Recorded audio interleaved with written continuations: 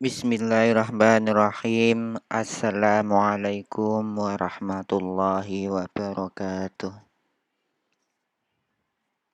Bismillah, alhamdulillah, wassalatu wassalamu ala rasulillah wa ala alihi wa sahbihi wa man tabi'a rusyda amma ba'du. Alhamdulillah, pada kesempatan ini kita bisa bertemu kembali dalam kajian kitab Sunan Taufik. Insyaallah pada hari ini kita akan membahas terkait dengan bab puasa. Mari kita mulai. Bismillahirrahmanirrahim. Babus saumi utawi iki iku nerangake bab poso. Faslun fi man yajibu alaihi saumu wa man yajuzu lahu al-fitru. Faslun utawi iki iku fasal suwiji fiman kang nerangake ing dalem wong yajibu kang wajib alaihi ing atase man apa asaumu nglakoni poso waman lan wong yajuzu kang wenang lahu keduwe man apa alfitru buka. Nah, jadi dalam pasal ini kita akan membahas siapa saja yang wajib melaksanakan ibadah puasa, khususnya puasa Ramadan. Dan siapa saja yang diperbolehkan untuk membatalkan puasa. Ya. Langsung saja kita mulai. Yajibu saumu syahri Ramadana ala kulli muslimin mukallafin. Yajibu wajib apa saumu syahri Ramadana poso wulan Ramadan ala kulli muslimin ing atase saben-saben wong Islam mukallafin kang mukallaf. Nah, jadi puasa Ramadan itu wajib hukumnya bagi setiap umat Islam yang sudah mukallaf. Nah, kemudian mukallaf di sini maksudnya apa? Dijelaskan dalam syarah ya kitab Sunan Taufik ini. Yajibu saumu syahri Ramadana ala kulli muslimin mukallafin, itu maksudnya la yasihhu as-saumu wala ghairuhu minal ibadati minal kafiri mutlaqon. La yasihhu ora sah apa as-saumu poso wala ghairuhu lan ora saliyane poso minal ibadati nyatane saking pira-pira ibadah minal kafiri saking wong kafir mutlakon halih mutlak. Nah, jadi orang kafir, orang yang murtad keluar dari agama Islam atau non-muslim ya, itu tidak sah menjalankan ibadah puasa maupun ibadah-ibadah lainnya yang bersifat yang disyariatkan oleh Islam gitu ya. Seperti sholat 5 waktu, kemudian ada zakat, puasa, haji, dan lain sebagainya. Nah, itu tidak berlaku bagi orang yang murtad, ya. Orang yang keluar dari agama Islam atau orang-orang non-muslim. Ya. Nah, karena ini hanya diwajibkan ala kulli muslimin mukallafin kepada ya orang muslim, orang Islam yang mukallafin, yang sudah mukallaf. Nah, selanjutnya dijelaskan pula di situ yang dimaksud dengan kafir mutlakon yaitu sawaun kana kafirun aslian, yaitu maksudnya orang yang memang dari lahir itu tidak memeluk agama Islam. Jadi orang yang di luar agama Islam. Nah, perlu dijelaskan di sini maksud kafirun itu menunjukkan bahwa orang tersebut itu tidak menganut agama Islam. Itu ya perlu ditegaskan di sini. Nah, jadi istilah di sini ada muslim juga kemudian ada kafir. Kalau muslim itu orang yang mengikuti ajaran baginda Nabi Muhammad SAW. Kemudian ada yang tidak mengikuti, ya tidak mau mengikuti ajaran baginda Nabi, itu kafir atau non muslim itu ya. Nah, jadi di kitab ini penyebutannya ada dua itu. Meskipun ada istilah-istilah lain yaitu ada ahli kitab itu ya, dan lain sebagainya, tetapi di dalam kitab Sulam Taufik ini, khususnya dalam bab ini, yang dimaksud kafir di sini adalah orang di luar agama Islam. Nah, jelas ya. Selanjutnya,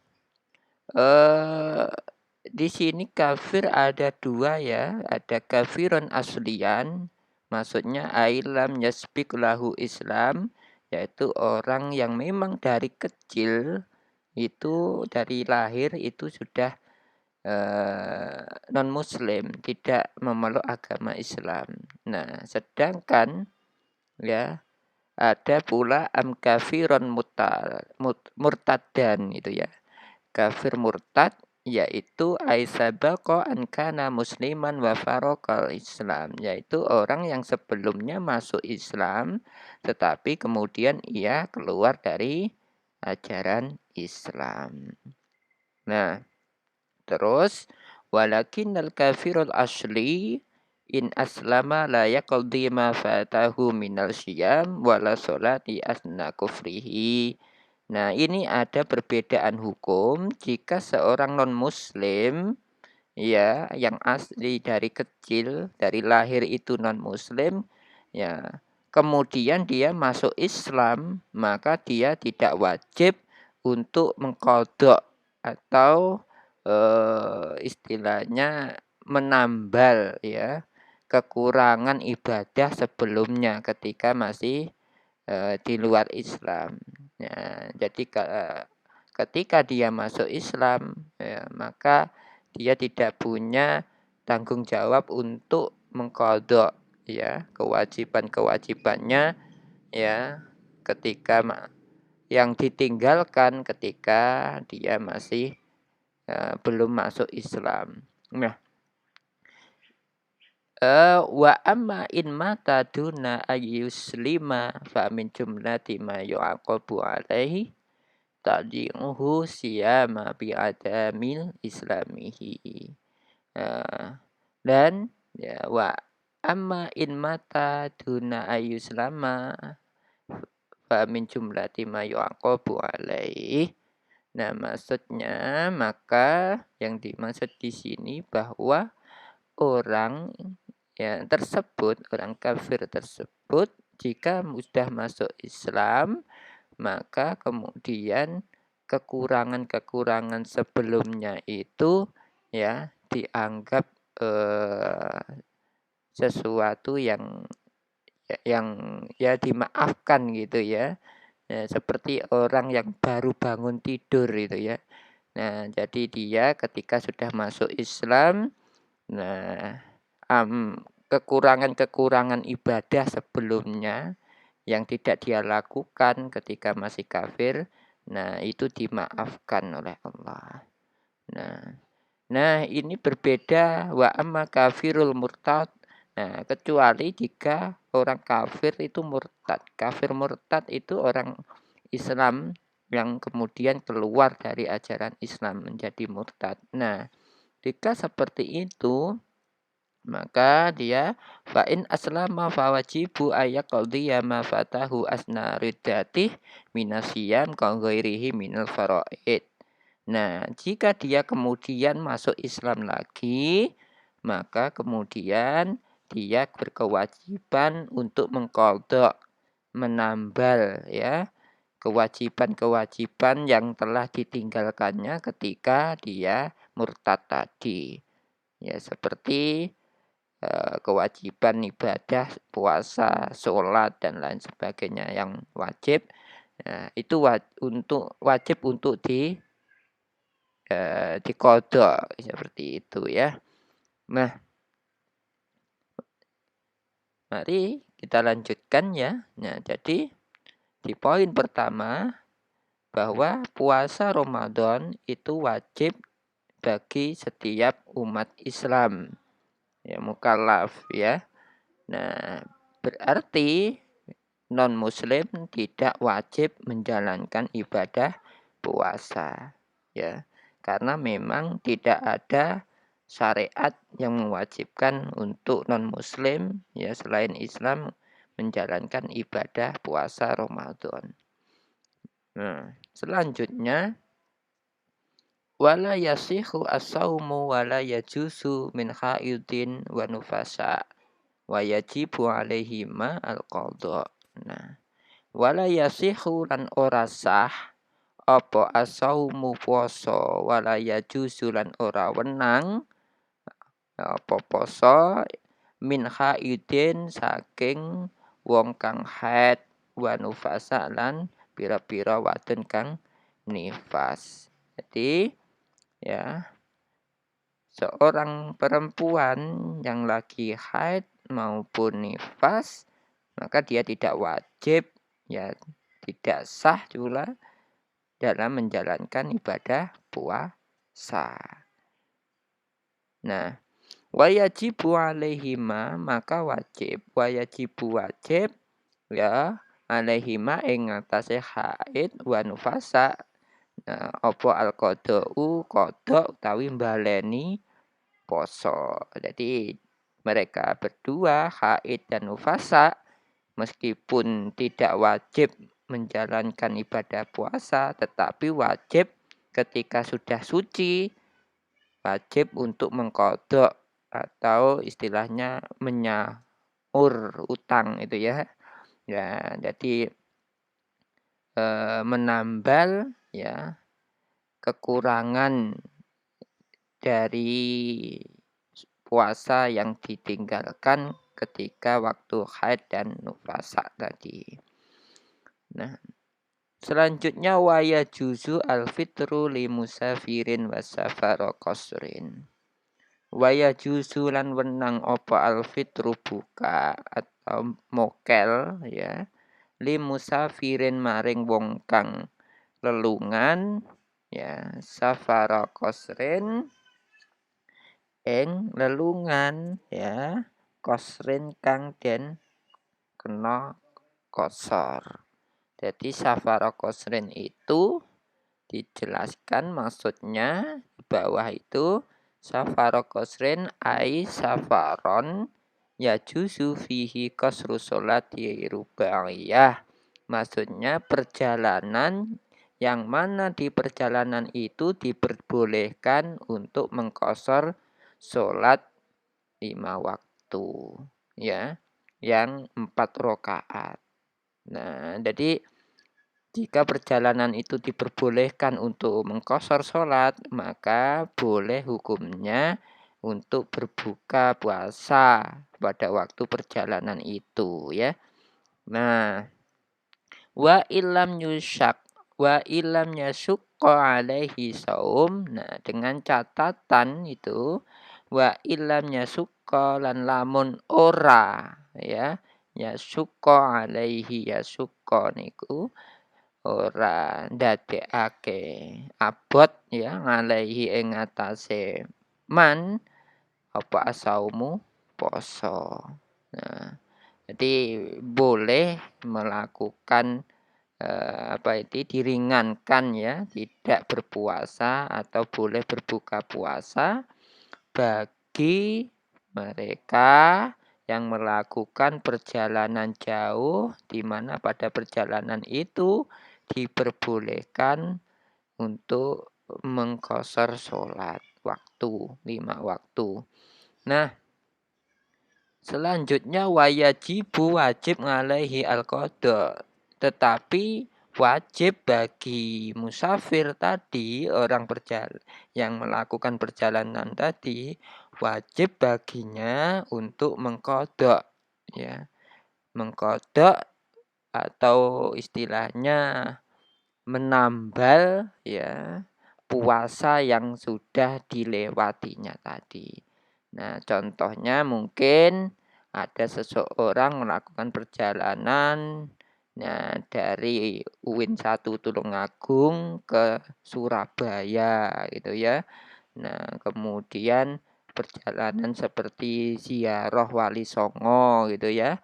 Nah, kemudian di dalam ziarah tersebut kan diperbolehkan untuk melakukan qashar, ya, sholat, ya, melakukan jamak qashar. Nah, kemudian orang tersebut tidak berpuasa meskipun pada waktu itu dia melakukan perjalanan pada waktu bulan Ramadan, karena perjalanan jauh dan itu perjalanan yang diperbolehkan oleh Islam, maksudnya bukan perjalanan yang maksiat, tetapi perjalanan yang diperbolehkan. Nah, kemudian pada hari itu dia tidak berpuasa, maka itu diperbolehkan. Dengan catatan nantinya setelah bulan puasa habis, maka kekurangan 1 hari itu harus dilakukan, ya. Jadi ditambal atau nyaur utang itu, nyaur utang puasa. Jadi harus dijalankan di lain hari setelah puasa Ramadan habis, ya, untuk menambal kekurangan puasa tadi. Nah, itu selanjutnya yang diperbolehkan pula, ya, itu wayajuzu lan wenang apa alfitru mokel 5 riden maring wong kang lara.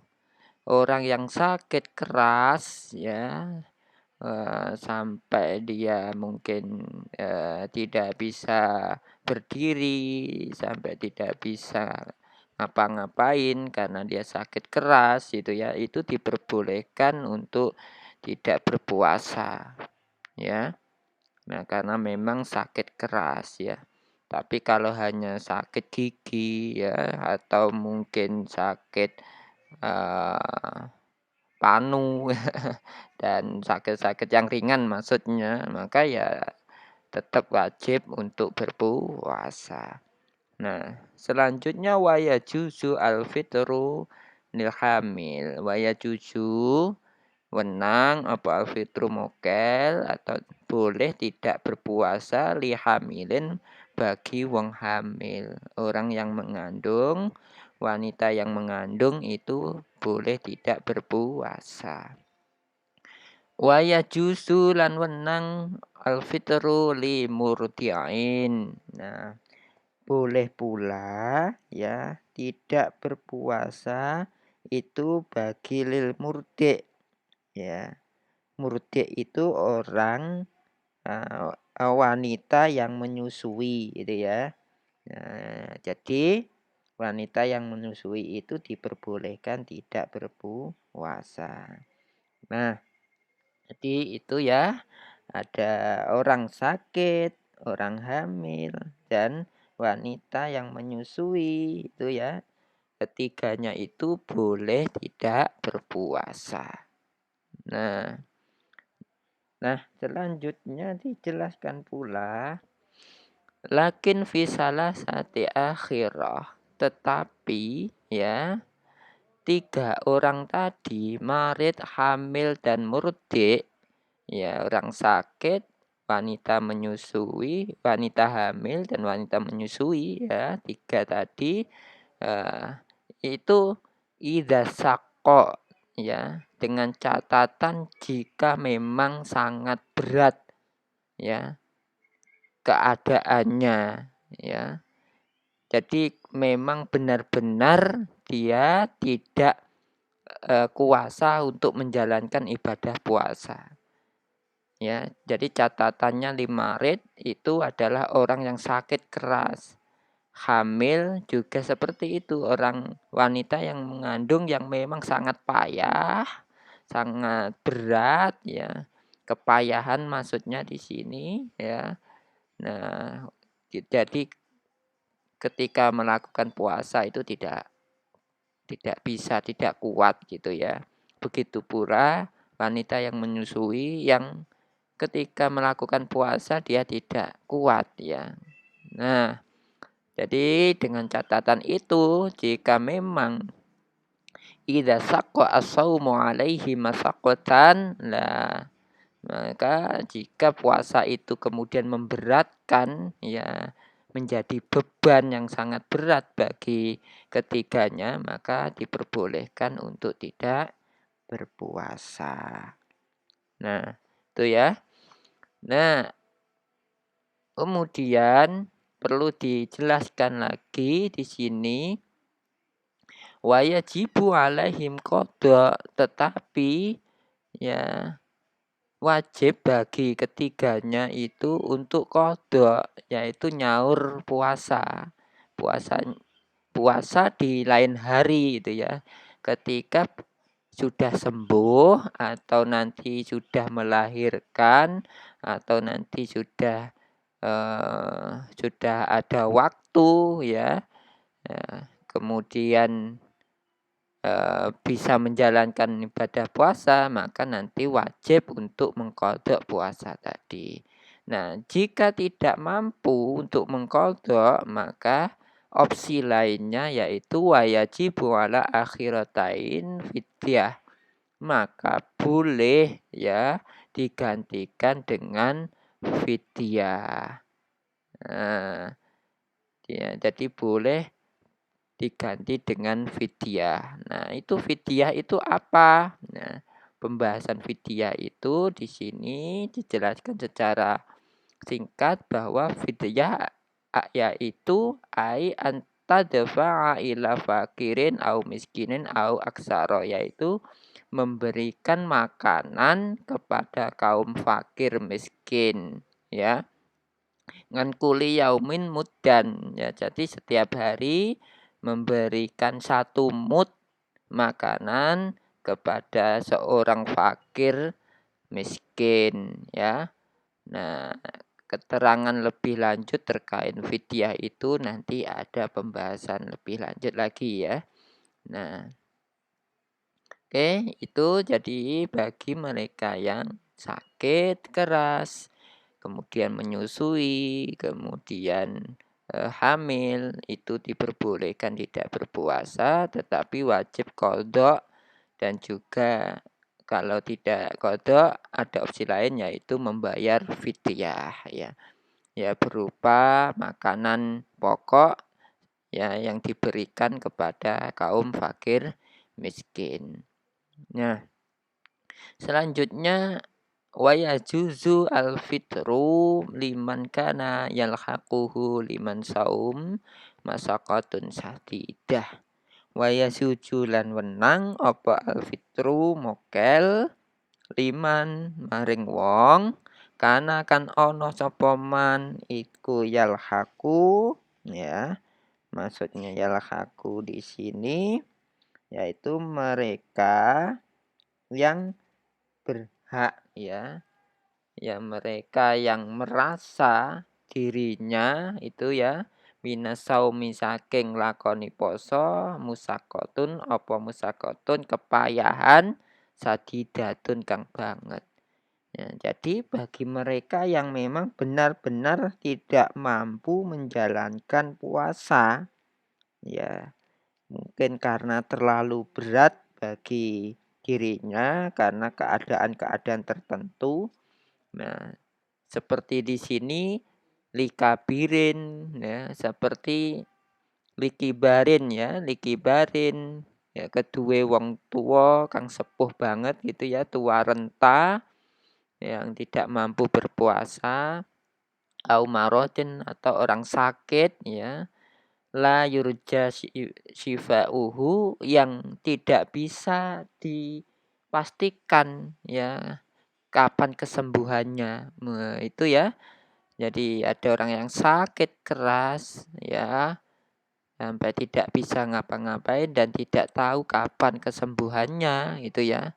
Nah, kalau dia tahu seandainya mungkin panas, demam ya, tapi biasanya 1 hari 2 hari selesai. Nah, itu nanti ketika dia sudah sembuh ya, dia menjalankan ibadah kekurangan tadi ditambal di hari lain. Tapi kalau ada orang yang sakit keras tapi tidak tahu kapan sembuhnya, nah maka diperbolehkan tidak berpuasa tetapi wa alaihi al fidyah, maka wajib baginya untuk membayar fidyah. Nah, membayar fidyah tadi ya. Ngan kuli yaumin yuftiruhu ya, dihitung dari setiap harinya ketika dia tidak berpuasa tadi ya. Nah, jadi kalau dalam satu bulan Ramadan itu kok tidak berpuasa selama 1 minggu ya, maka fidyah itu ya 1 minggu itu. Wala qadu alai, dan tidak ada kewajiban mengkodok ya. Jadi kalau memang sangat berat bagi seseorang, contohnya di sini orang tua yang tua renta gitu ya, atau orang yang sakit parah yang tidak kunjung reda gitu ya. Nah, maka boleh diganti dengan fidyah ya, dengan memberikan makanan 1 mud kepada fakir miskin dan tidak dikenakan kewajiban mengkodok puasa ya, karena sudah membayar fidyah tadi. Nah, itu teman-teman, sekilas ya pembahasan untuk puasa, dan insya Allah akan kita lanjutkan di esok hari ya, di lain waktu. Dan terima kasih, semoga bermanfaat. Saya akhiri, wallahu muwaffiq ila aqwamit thoriq. Wassalamualaikum warahmatullahi wabarakatuh.